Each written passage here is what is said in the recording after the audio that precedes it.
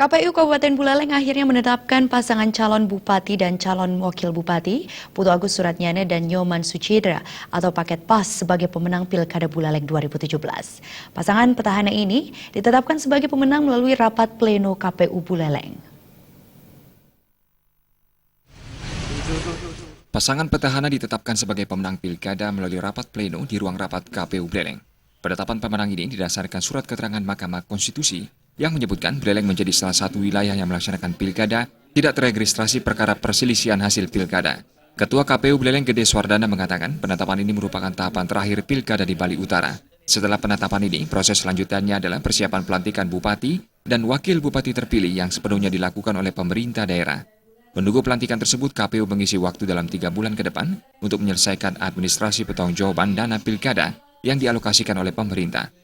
Sementara pasangan calon nomor urut 1 Dewa Nyoman Sukrawan dan Gede Dharma Wijaya atau Paket Surya serta tim kampanye tidak menghadiri rapat pleno tersebut. Padahal KPU telah mengirimkan surat undangan kepada Paket Surya dan tim kampanyenya. KPU Kabupaten Buleleng melakukan tahapan terakhir yaitu penetapan pasangan calon bupati dan wakil bupati terpilih tahun 2017. Jadi dengan telah ditetapkannya saudara Putu Agus Suratnyana dan Dr. Nyoman Suchidra sebagai pasangan calon terpilih, maka telah berakhir tahapan pilkada di Kabupaten Buleleng.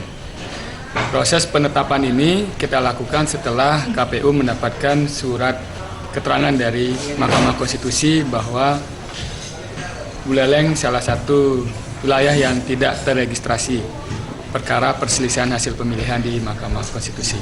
Jadi berdasarkan itu dan juga petunjuk dari KPU RI, maka KPU melakukan tahapan terakhir penetapan pasangan calon. Sementara Bupati terpilih Putu Agus Suratnyana menyoroti rendahnya partisipasi pemilih di Kabupaten Buleleng. Hal ini diharapkan menjadi bahan evaluasi bagi penyelenggara. Apa sih persoalan yang, misalnya contoh ya, peraturan KPU ketika menetapkan tanggal 12 saya kembali dari kepala daerah, kan nggak dipikirkan ada pas mayur. Nah, kan nggak dipikirkan. Kalau lihat substansinya memang benar, nggak boleh saya bagi-bagi segala macam bantuan, tapi ini pas mayur. Nah, itu belum diatur, ke depan ini harus diatur. Nah, nanti mungkin sosialisasinya lebih, dicoba dulu, melibatkan kepala desa, bersadar, kemudian klien Banjar ya.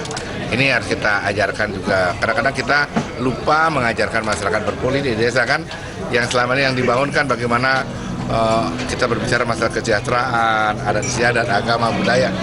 Politiknya kadang-kadang terlupakan. Mudah-mudahan dengan masukan saya tadi, pendidikan berpolitik juga menjadi agenda di beberapa desa adat dan Menelusuri penyebab turunnya tingkat partisipasi pilkada, KPU Kabupaten Buleleng tengah melakukan penelitian yang bekerjasama dengan Universitas Pendidikan Ganesha Singaraja. Tujuannya mengetahui dengan pasti mengamati tingkat partisipasi masyarakat Buleleng dalam pilkada rendah. Komang Yuda, Bali TV.